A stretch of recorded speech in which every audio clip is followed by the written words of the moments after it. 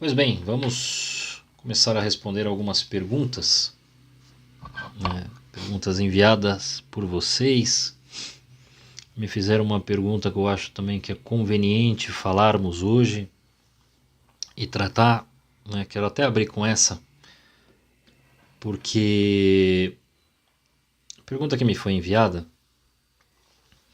foi a seguinte, que talvez seja a dúvida de muita gente, né? Nós fizemos, nós passamos pelos 7 sacramentos, e eu tenho no canal também lá 32 aulas, mas pode passar pela cabeça algumas situações que ocorrem nas igrejas, como por exemplo este caso que um padre permitiu a um rapaz ser crismado. O rapaz foi crismado e quando foi ver, o rapaz está casado, mas não está casado na igreja. E aí eu perguntei, porque eu imaginei que talvez fosse um caso do padre, aspas, estar aproveitando o bispo. Aproveitando, vou explicar o que eu quero dizer. Aproveitando porque assim, como bispos são muito ocupados, ia ter a crisma, crisma, e aí eu faço a legitimação e vai estar muito próximo uma coisa da outra e ok, resolvido o problema. Mas não é bem assim.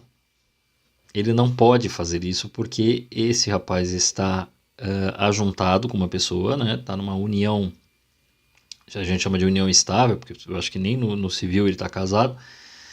E, além disso, não existe uma data para a legitimação matrimonial. Por quê? Porque a moça já foi casada na igreja e nunca se verificou se o casamento dela, se haviam razões para tal. Então, ela está casada.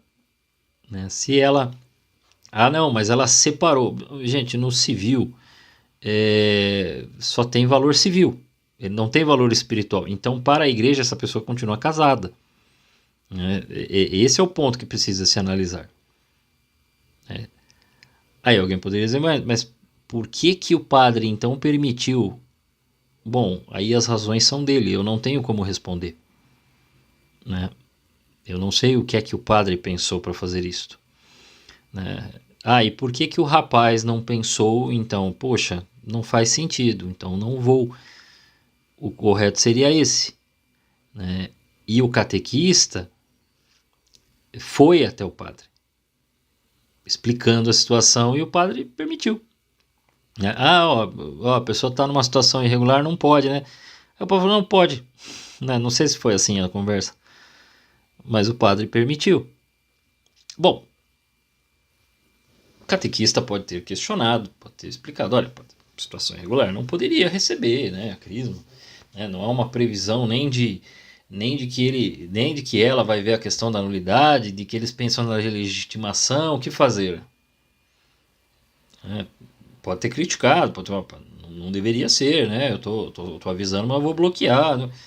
E aí o padre deu a ordem, não tem muito o que fazer. Algumas pessoas às vezes querem ser... eu entendo a insatisfação, eu entendo, talvez a raiva que dá, tá errado. Está errado, mas a partir do momento que o pároco, o padre da sua paróquia, está dizendo o que vai fazer, você pode questionar, pode até criticar, olha, padre, discordo, acho que o senhor está fazendo errado, tal. Mas você começar a entrar numa coisa de um justicialismo, sabe? Você tentar fazer a justiça com as próprias mãos, tentar forçar uma situação, quando já tem quem tem a autoridade para dizer se pode ou não pode, me parece que você criará um novo problema aí depois. Eu sei que tem pessoas que discordam. Não, porque isto é um absurdo. Eu concordo que é um absurdo, mas não tem ali quem tem a autoridade, é quem define. Vamos entender então, mas Leandro, uma pessoa recebeu o crisma lá numa situação irregular. O que é que acontece então? O que acontece é o seguinte, ele recebeu o sacramento da crisma? Sim. Mas todas as graças provenientes, inclusive a graça santificante, que abre para os 7 dons do Espírito Santo, que consequentemente ele teria que ter se confessado. Se ele se confessou, esta confissão foi nula, porque ele continua em adultério junto com a moça. Então, nós temos um sacramento que, se ele pôs se confessar, está nulo. E esse que ele recebeu está retido. Todas as graças provenientes não virão. Ele recebe, fica lá, retido, guardado, até que ele ajuste a sua situação. Se ele, junto com a esposa, ajustarem a situação, no momento que ele legitimar, todas as graças que ficaram paradas, ele recebe naquele momento. Até lá, vai ficar retido, e ele continua em pecado grave, né? E participou, mas às vezes me dá a impressão que o pessoal encara sacramento como o sacramento da crisma, principalmente, ou da primeira comunhão para as crianças, como se fosse o canudo de formatura, né? A pessoa se formou, então está indo lá para receber, né, o canudo, né? Porque afinal de contas eu fiz o cursinho aqui, agora eu vou lá para receber o canudo, porque eu passei de ano, né? Estou formado. E não é isso, né? A catequese se faz, né, e ela é necessária exatamente porque você precisa saber no que você crê, né? Por exemplo, né, me foi feita esta pergunta aqui, que eu acho que vem em união. Como podemos evangelizar e compartilhar a mensagem de Cristo com os outros?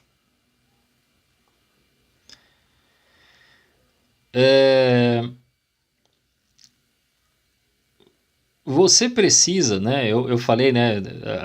Eu já havia explicado em outras épocas sobre essa necessidade de fazer a catequese, né? Que muita gente não entende. A catequese hoje nós temos sido orientados para que a catequese não seja apenas um ensinamento doutrinal, como se fosse uma escola, né? Eu explico a matéria e você guarda e decora simplesmente, né? Não. E também, né, vocês vão ver que eu vou juntar as duas coisas, né? O como evangelizar, né, como compartilhar essa mensagem de Cristo, junto com o porquê você precisa fazer catequese. Bom, você precisa fazer catequese e nós precisamos evangelizar para mostrar ao mundo um testemunho de vida. Nós precisamos apresentar um Deus que existe, um Deus que veio a nós. Se vocês lembrarem, os primeiros encontros eu falava, né? O Deus que veio a nós, que veio ao nosso encontro. Não fomos nós que fomos primeiros a Ele.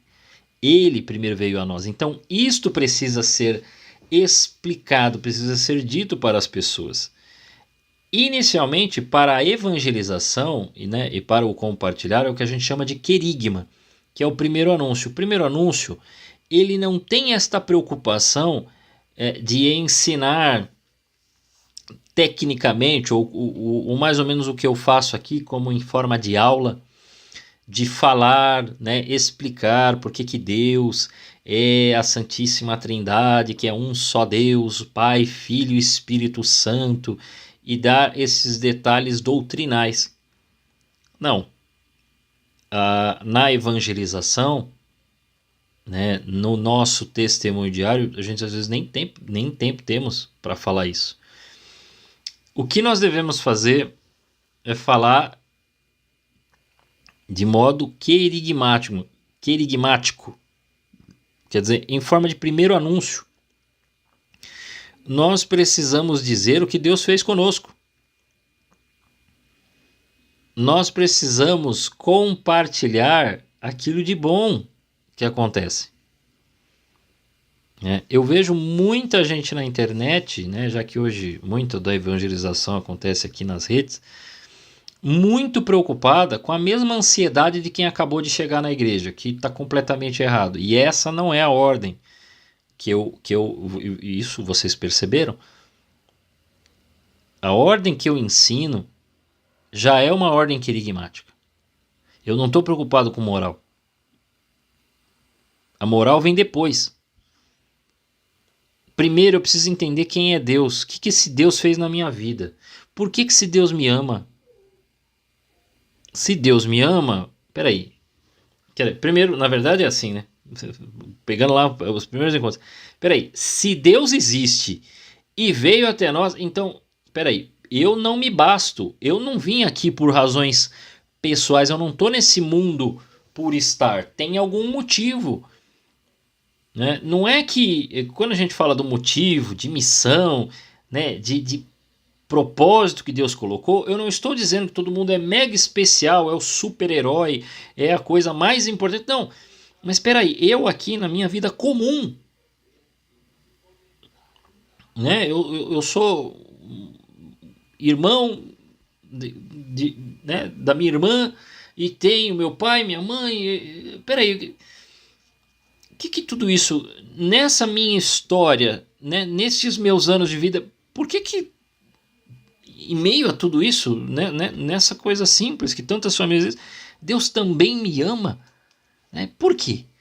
Então, estas perguntas precisam ser respondidas por nós e apresentadas aos outros, para nós mostrarmos a beleza, né, nós começarmos a olhar na simplicidade e nas situações da nossa vida que às vezes a gente achou, né, de início que a gente não ia conseguir suportar, não ia conseguir passar, o quanto Deus foi bom conosco e cuidou de nós numa sensibilidade tão grande, né, e numa simplicidade, e falar desse amor de Deus que vai tocando a gente, né, que quem olha talvez não percebe, mas a gente sabe, né. Eu costumo testemunhar ao pessoal que eu ia para grupo de jovem, né, para o EAC, Encontro de Adolescentes com Cristo, e eu me lembro muito bem que o pessoal lia o Evangelho do dia, né, os amigos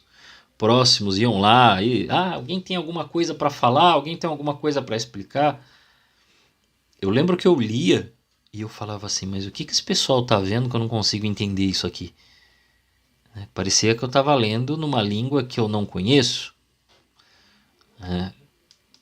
Que fosse impossível de ler. Não entendia nada.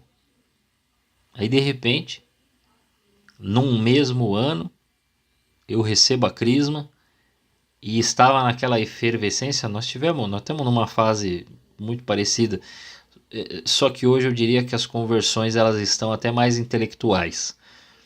Né? Eu diria que, em referência ao Papa, as conversões estão mais agostinianas. Pessoas que estão se convertendo estão desejosas de entender melhor a doutrina católica, o que é muito bom. Né? Mas naquela época não era, porque assim, tava a empolgação, então valia porque a música era legal, né? Porque levantava o braço, então essas coisas pareciam meio que um ato de rebeldia.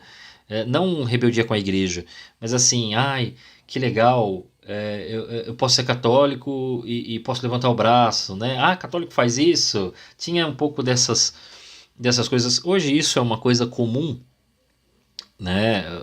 Eu às vezes até acho que o pessoal já não quer, né? Porque às vezes eu vejo alguns shows aí que o pessoal faz vazio, até não entristece, mas me surpreende, porque quando falava que alguma banda assim ia aparecer aqui na região, é lógico que ia lotar, já não tem a mesma coisa, mas eu vejo as pessoas mais desejosas de aprender. Tão desejosas que a gente precisa pedir para as pessoas aguardarem um pouco o tempo. Então, primeiro a gente fala do amor de Deus, do que ele fez, quem ele é, né? A gente fala da beleza, né? O pessoal hoje usa muito o termo, é lindo ser católico, mostrar o quanto é lindo ser católico. É lógico que aí vão vir pequenas dúvidas, mas vão vir dúvidas do quê? Não, mas que Deus é esse? Não, mas por que Nossa Senhora? Não, mas por que as imagens? São essas dúvidas, essas oposições que a gente precisa ter resposta.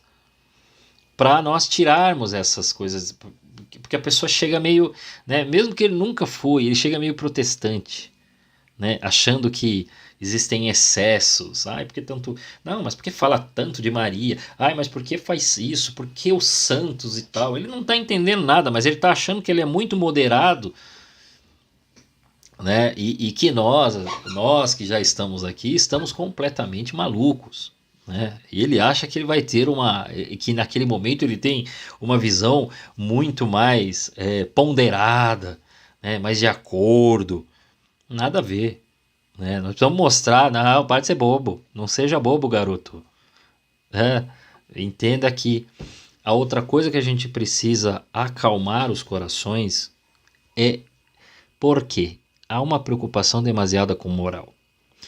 Né? E virou moda, né? Porque o pessoal gosta de responder aquelas caixinhas do Instagram, não sei se é assim também no TikTok, mas uma pessoa, um crismando, chegou para mim falando, não vou mais acompanhar a pessoa tal, eu não lembro se falou o nome ou não, eu não conheço, mas acho que era no TikTok, mas eu também já ouvi de pessoas falando de alguns influencers no Instagram. E qual é o problema? O problema é que o pessoal gosta de meter caixinha e é só perguntar assim, mas é pecado tal coisa? Então eu estou no inferno porque eu estou fazendo tal coisa. Mas o que a gente ganha com isso? Nada. Nós não ganhamos absolutamente nada com isso, gente. Por quê? Porque a pessoa não sabe ainda no que ela crê. Então, vamos dizer assim, vamos criar hipoteticamente uma pessoa que foi para um retiro, teve o querigma, se converteu. Aí ela já quer aprender. Só que ela quer começar do final. A parte moral tem que ser a última. Mas Leandro, olha como a pessoa se veste, olha como a pessoa fala, olha como se comporta. Eu sei. Algumas coisas mais urgentes a gente fala. Deus, a gente, na figura do pai, quando recebe o filho pródigo, antes de falar qualquer coisa, ele abraça o filho. E depois ele veste o filho. Então, se tem alguma coisa ali que está muito descoberto, que está muito descarado, você vai ajudar a cobrir e dar uma nova roupa. Mas assim, tira-se a roupa velha e coloca-se a roupa nova. Esta roupa nova precisa ser o que a pessoa precisa crer.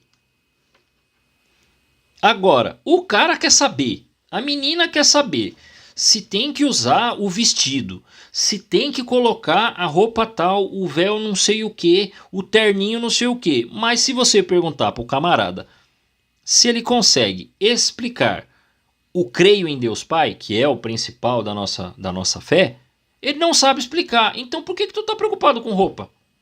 Primeiro você precisa ter as razões da sua esperança para depois você falar, nossa, realmente eu usava uma roupa que não me cabia, não tem nada a ver com a minha fé. Eu vou me vestir melhor, eu vou colocar uma roupa melhor. Mas não, a galera quer fazer o contrário. Aí o que é que está acontecendo com grande parte de nós? A gente fica tudo no pode, não pode, pode, não pode. É um bando de moralista. E o que acontece com isso? A gente perde a sensibilidade, porque você começa a fazer isso, de criar a listinha do pode e não pode, e daqui a pouco você tá julgando os outros. Essa pessoa olha como se veste, olha como se comporta, olha na missa como vai, olha, e fica essa coisa chata. Então, isso aqui nós tira.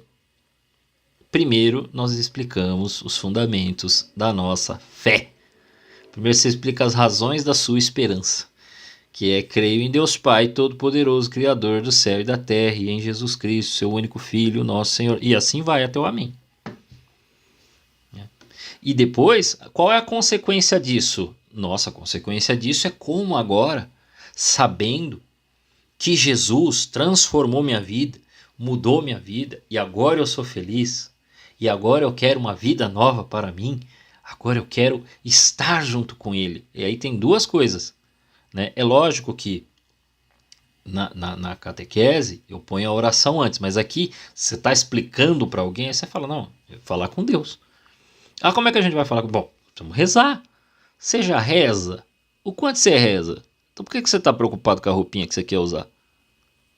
Né? Ninguém está falando para o pessoal ir pelado e mal arrumado para a igreja. Mas não se trata de, neste lugar. É como eu vou comunicar a minha vida para o outro. Porque senão também pode virar máscara, né? A pessoa põe uma roupinha toda arrumadinha, assim, lá na igreja, mas fora põe uma outra que você fala assim, meu Deus do céu, não faz sentido essa roupa. Então não é isso. É eu me revestir de Jesus. E aí, eu entendendo porque eu creio, eu responder esse chamado que Deus está me fazendo. Oração. Junto desse chamado que Ele está me fazendo e falar com Ele, também participar do seu mistério, porque a partir daquilo que nós rezamos no creio, e aí quando a gente entendeu, a gente viu que Jesus fez um sacrifício que permaneceu na sua igreja e está entregue nos sacramentos. Certo? Os sacramentos são este sinal da cruz de Cristo. Todos esses sinais da salvação. Então eles são extremamente importantes. Nós precisamos deles. Né? Por isso que eu até comecei com a pergunta do rapaz. Mas nós não podemos receber de qualquer jeito. Esse rapaz que recebeu, e o padre se equivocou, né? O padre está equivocado. Esse rapaz que recebeu, a princípio nós podemos dizer que ele não crê. Mas Leandro, ele fez questão de receber. Então, mas se ele cresce, ele ia ajustar a vida dele, ele ia conversar com a mulher dele, os dois iam, né, corrigir isto, emendar estas situações, emendar todas, e não deixar buraco. Por quê? Porque quando eu quero agradar alguém, eu quero fazer bem feito para a pessoa. Né? Se eu quero fazer o bem para você, eu não faço de qualquer jeito. Se eu quero o seu bem, né? Não é joga, né? Faz de qualquer jeito. Não faz sentido isso. Uma pessoa que ama quer o bem do outro. Então você faz no todo. Só que me parece que o rapaz e o padre só olharam para si. O padre olhou para o rapaz olhou para si, mas ninguém olhou para Deus. Né? Como Deus quer. Bom, se eu quero receber esse sacramento e, como católico, eu quero receber, eu quero agradar a Deus. Mas esse rapaz não quis agradar a Deus. É falta de fé, né? No fim, é falta de fé. É falta de caridade, porque faltou o amor a Deus.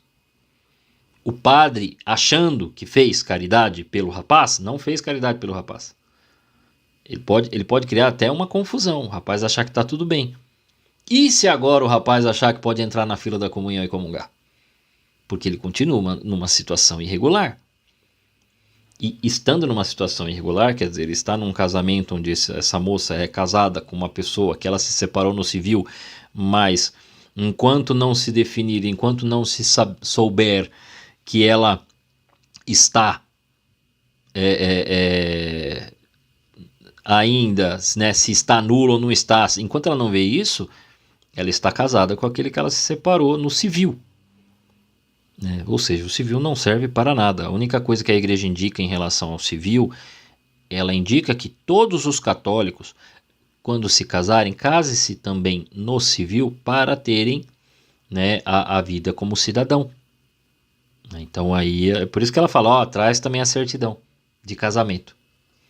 Mas não precisaria. Tecnicamente, não precisaria. Então, continua casada, eles estão em adultério. Se estão em adultério, ele não pode comungar, porque se comungar, como já diz São Paulo lá na carta de São Paulo aos Coríntios, quem comunga o corpo do Senhor em pecado, comunga a própria condenação. E nós não queremos que isso aconteça. E por isso a gente deixa a parte moral por último também.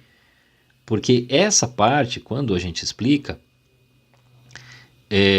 algumas pessoas se adiantam no famoso, não, mas veja a vida da pessoa, aconteceu isso e aquilo outro, tal. Bom, quando chega nessa parte muito individualizada de um problema muito particular, esse é o problema com o padre. Não é problema do leigo. Como assim, Leandro? Mas nós não podemos discutir? Nós podemos discutir, igual eu estou falando do caso desse rapaz. Agora, o padre pode ter suas razões, algum motivo lá, não sei. Eu não sei se tem. Eu acho que não, a princípio. Mas poderíamos ter, em algumas situações, coisas muito particulares que não cabe à comunidade, às pessoas discutirem. Isso cabe ao padre assumir aí. Por quê? Porque, vamos ser bem sinceros, ele se formou nos 8 anos, né, 7 de seminário, mais o diaconato. Nos seus 8 anos ele se formou, estudou, se preparou para isso. Eu não, nem você. Ah, mas a minha opinião, porque tem gente que quer dar opinião. A sua opinião e a minha opinião não servem nessa hora. Né? Porque tem gente que sempre quer dar pitaco de tudo, quer dar opinião de tudo, né? Se acha muito importante. Mas assim, nossa opinião não cabe. Não nessa hora. Né? A decisão aí tem que ser do padre. Né? Então, você tem que ser do padre para corrigir a coisa. Quando ele erra também, ele também segura a bucha. Depois, ele vai se resolver com Deus. Essa é a dificuldade de ser padre, ser bispo, ser papa. Quanto mais se tem, mais se é cobrado. Aí a gente ouve isso no evangelho, a gente que quer tomar decisão pelo padre, aí fica difícil. Quando chega num ponto extremo, eu coordenando a catequese, falo, falemos com o padre. Mas não penso 2 vezes. Porque, queira ou não, o problema aí é dele, não é meu. Então é isso, a evangelização tem que seguir esses passos. Né? Da nossa parte, é conviver com alegria com as pessoas. Né? Com o nosso jeito. Né? O que é mais quieto vai continuar quieto, o que é mais falador, brincalhão. Né? E aí a gente tem uma pergunta que entra em consequência, né? Que é como me comportar na roda de amigos, sendo cristão, católico, onde há brincadeiras bobas. Bom, eu imagino que as brincadeiras bobas, né, aqui já são aquelas brincadeiras que não são muito saudáveis, né? Não é uma brincadeira boba que você faz uma piada, o outro ri e tá todo mundo brincando e não, aqui eu imagino que esta brincadeira boba, ela vai para um nível até de um certo desrespeito, ou não que é um desrespeito a uma pessoa ou outra, mas ela entra às vezes em intimidades, em particularidades que talvez você fala, putz, isso aqui já não me cabe, Leandro. Eu já não gostaria disso. Bom, a primeira coisa é assim, tudo parece que sempre gira contra nós. Então, é necessário ter muita tranquilidade para lidar com esses assuntos. Né?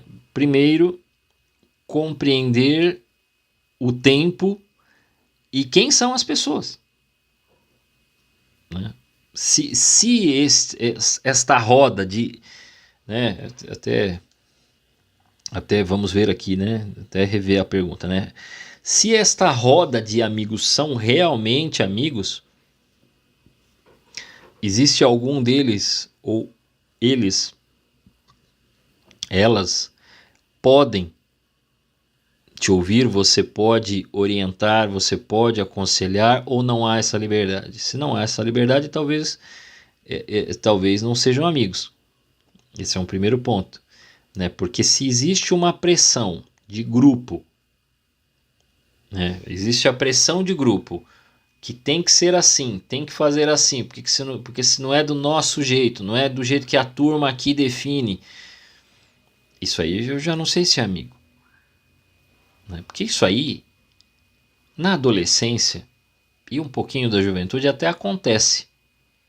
Quando a gente é mais novo, né? Os adolescentes têm essa coisa assim, né? Todo mundo junto em grupo, e aí tem as regrinhas do grupo, e aí quando você não vai, né? Sei lá, vamos todos, né? Vou pegar exemplo bobo, vamos todos para o shopping, aí você não quer ir. Aí eles fazem pressão, pô, você não vai com nós, dá licença, né?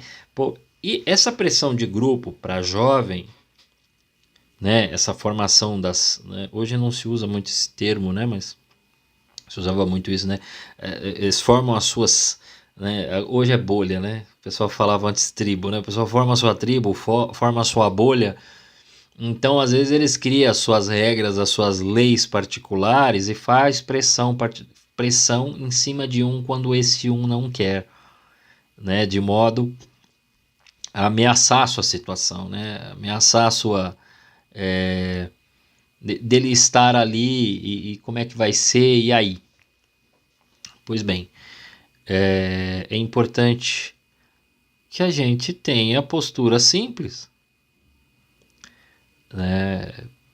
Eu me perguntava, um pouco antes do Papa Francisco vir a falecer, o que é que eu tinha aprendido com ele de bom, né? O que ele trouxe assim que mexeu comigo, e eu entendo que realmente era uma coisa muito boa, que deveria pensar, né? E uma delas é levar as coisas com bom humor. Eu não estou falando para você entrar nas rodas de brincadeira e essas brincadeiras não serem sadias, né, serem ruins, e você concordar, não é isso, né? Mas eu digo ter um pouco mais de sutileza e um pouco mais de tranquilidade nestas situações. E até mesmo estas coisas que te irritem, levar num bom humor e você inverter a situação. De modo que você não saia como o chato da turma. Mas simplesmente aquilo não lhe cabe e você começa a não participar dessa situação. Essa situação começa a não participar. E as pessoas comecem a perceber, sem você dizer nada, ou sem você virar o chato da turma, às vezes em alguns momentos você vai acabar virando. Mas aí também, se não tem o que fazer, acabou, né? Igual, se alguém te perguntar a sua opinião, você tá lá quieto. Eu sempre fiz isso, né? Não na igreja, né? Mas, porque na igreja o pessoal pergunta mais, mas na empresa, eu tô na minha. Eu não dou opinião pros outros. Eu não falo. Bom, por que eu não falo? Bom, o pessoal não me perguntou. Agora, tô num dia lá quieto na minha. A pessoa senta do meu lado e fala assim: eu queria entender isso aqui. Mas você quer ouvir? Uma vez me fizeram essa pergunta. Mas você quer ouvir? Você tem certeza que você quer a minha opinião? Tenho. Então é isso, isso, isso e isso. Mas é isso aí? É por isso, por isso, por isso, por isso. Aí eu argumento, né? Mas caso contrário, não. Qual o assunto que eu não vou criar problema para a minha vida? Não vou me afastar, né?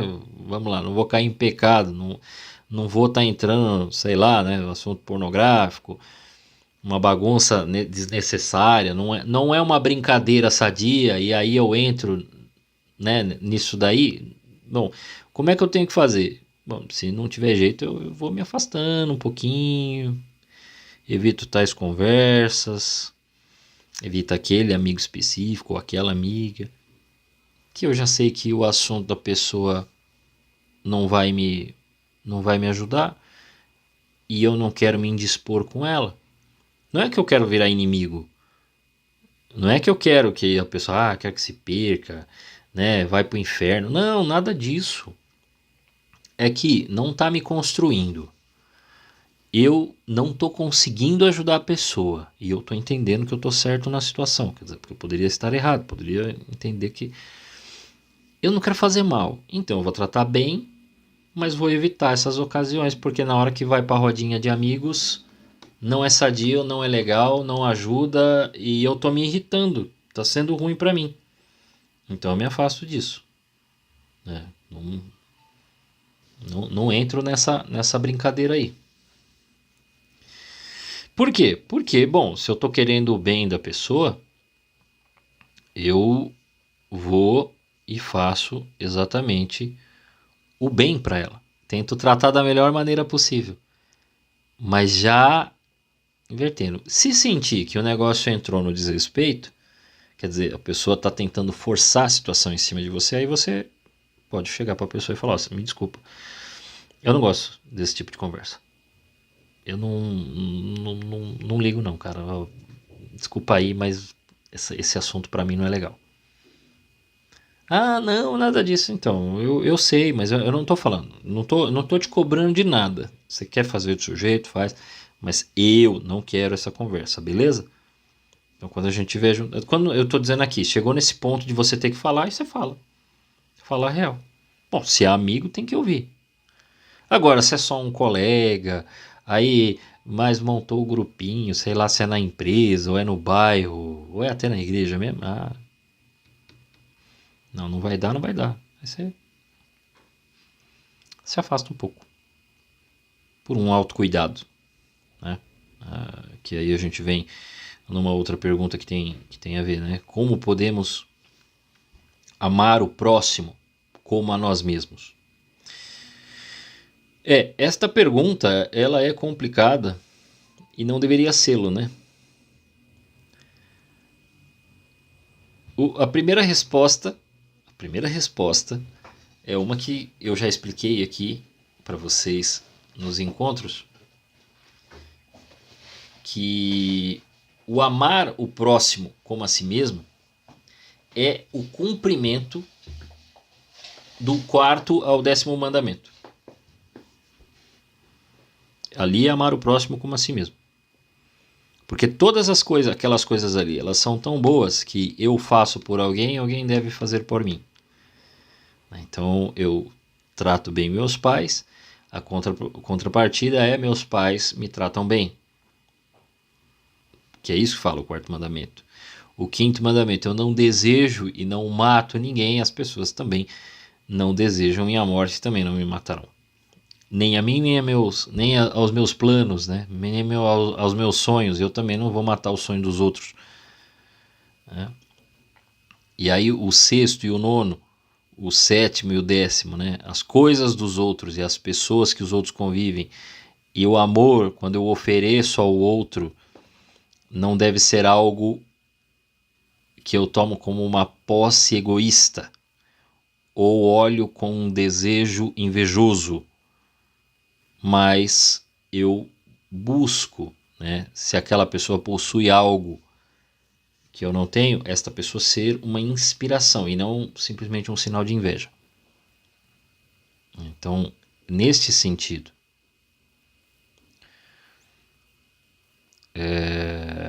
agora, o mais importante é observar-se, né, e entender, né, como eu gosto de ser tratado. Bom, eu gosto de ser tratado assim, com respeito, né? Eu não gosto que as pessoas cheguem assim, sei lá, né? Não gosto de pessoa entrona, né? Não gosto que fiquem me bajulando demais, não gosto que fique também exagerando, né? Em algum ponto, sei lá, além não só da bajulação, mas também não gosto quando começa com umas coisas meio irônicas, querendo tratar de qualquer jeito, né? A pessoa querendo me diminuir no meio dos outros. Bom, então também não vou fazer isso com os outros, né? Então esse é um bom ponto. Então um cuidado consigo e um cuidado com o próximo. Então se eu tenho um amor próprio, peraí, as coisas que eu gosto, eu ofereço ao outro.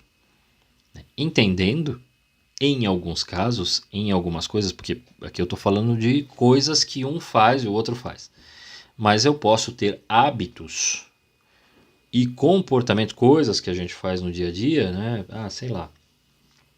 Você gosta de acordar muito cedo.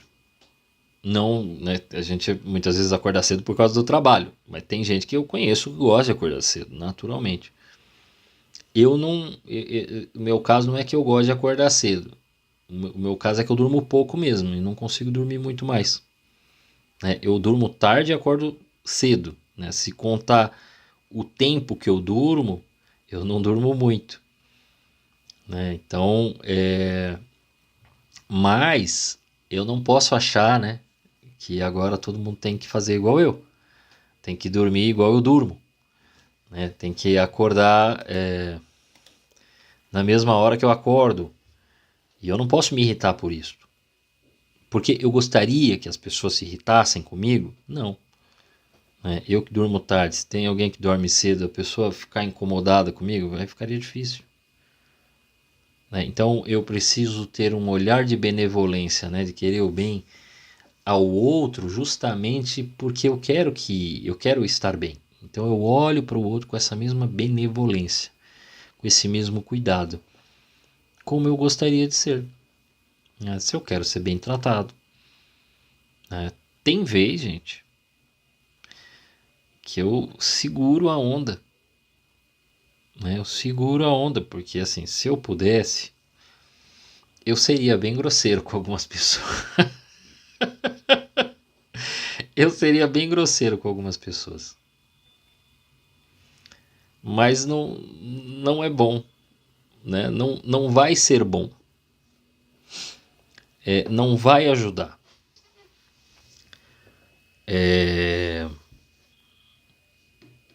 Não vai ser sadio, né? Eu tratar as pessoas com agressividade. Né? De modo que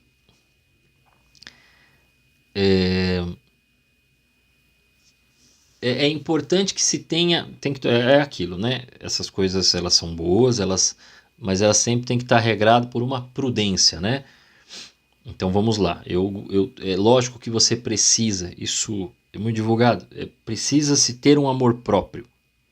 Mas esse amor próprio, que muita gente fala hoje em dia, está virando quase que um egoísmo, porque primeiro você, depois os outros.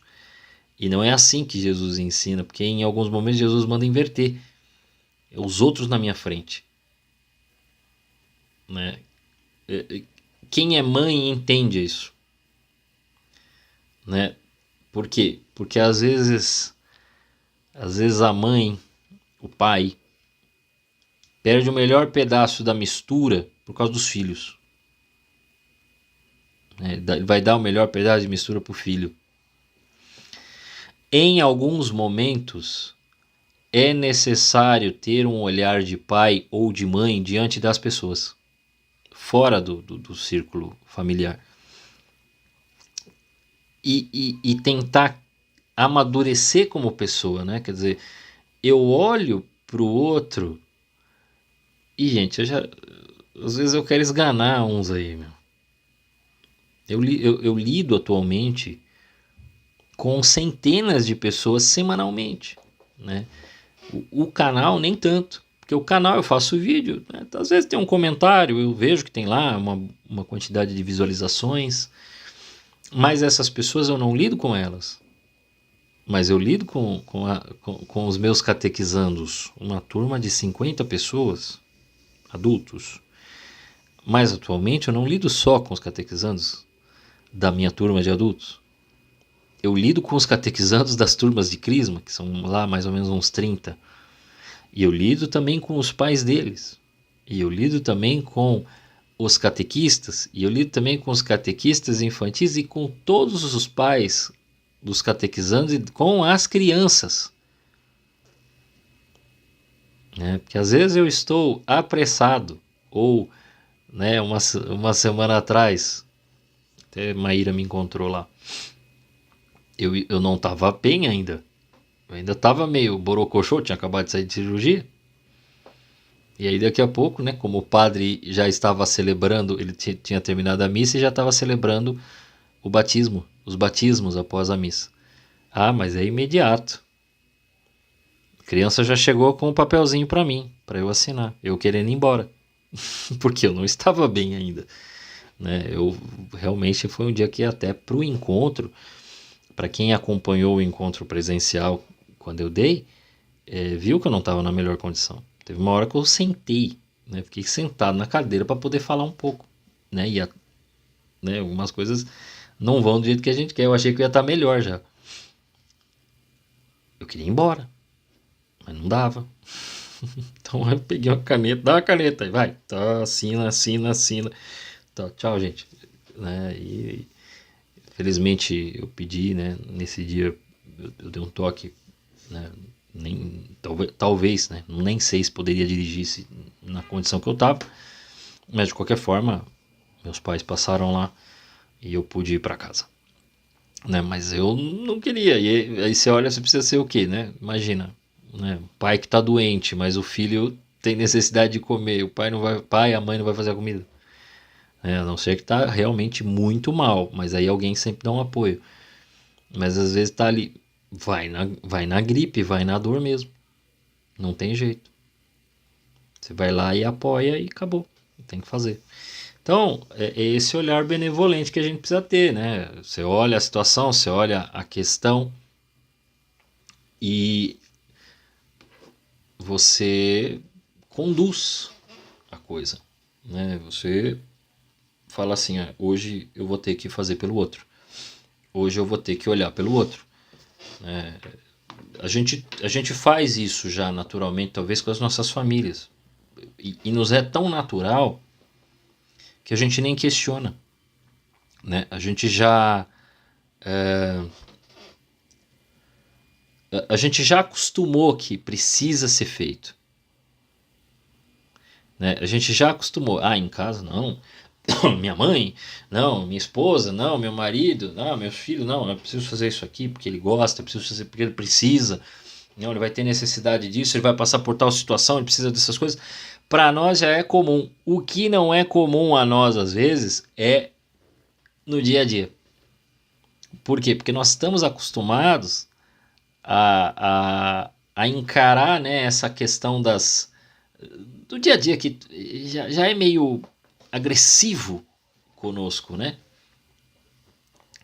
Já é pesado em relação ao comportamento que as pessoas têm umas com as outras.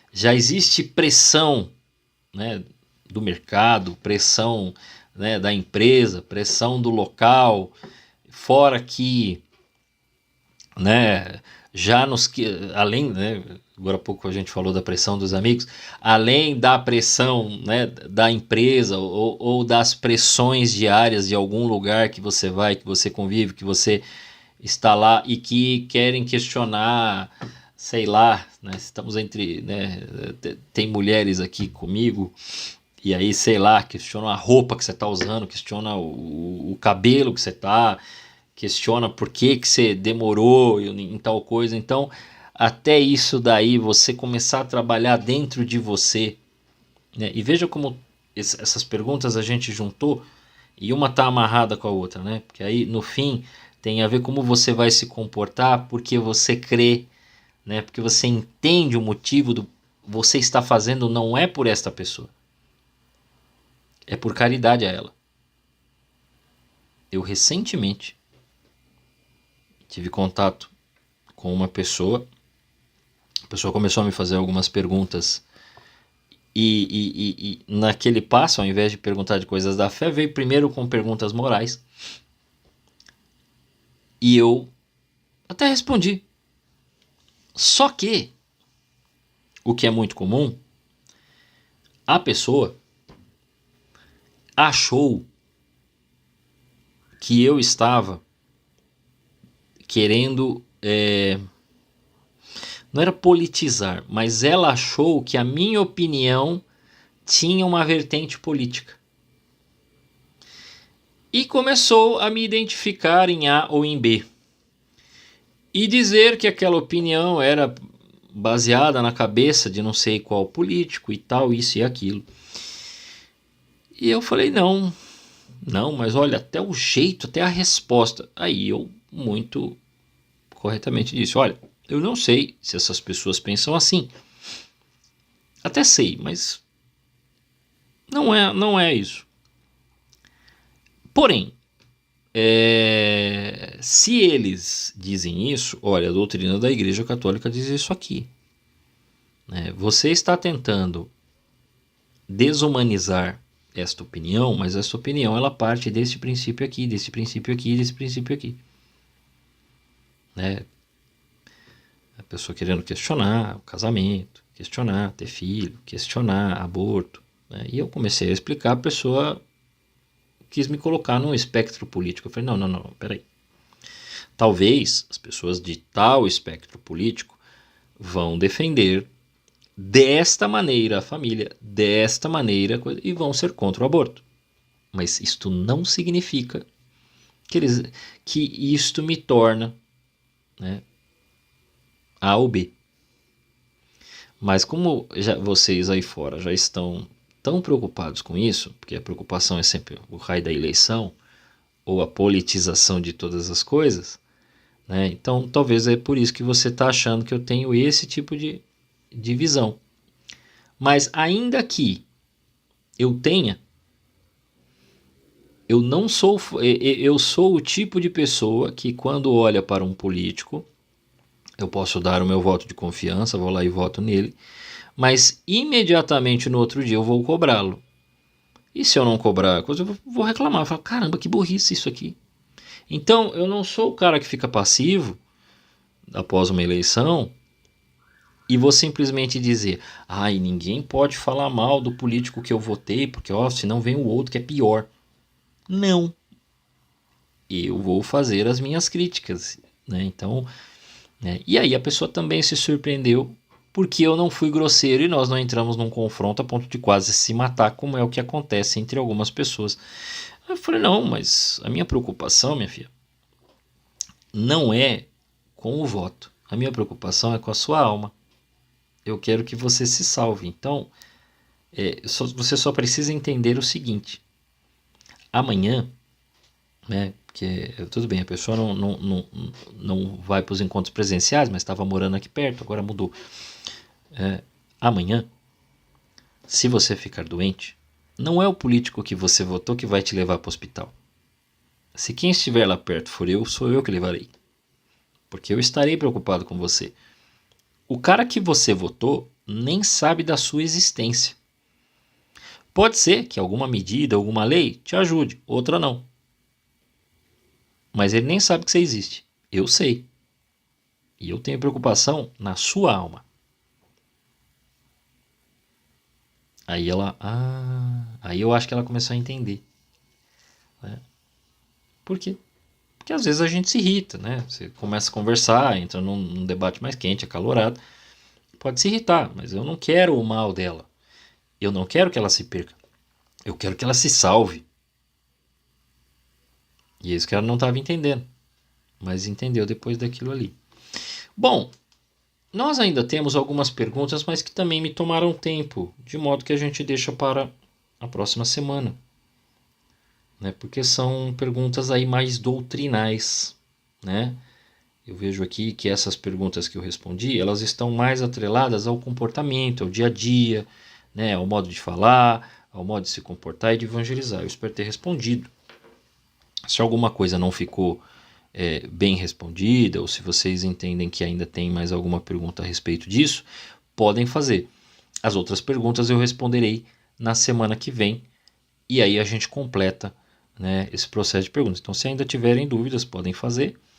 E as próximas perguntas, né, aí eu irei responder, porque eu sei ver que perguntaram sobre o terço, perguntaram sobre espiritualidade das crianças, me perguntaram sobre as igrejas, né, a igreja ortodoxa e as igrejas orientais.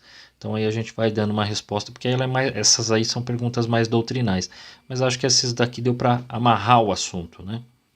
De modo que aí a gente termina por aqui.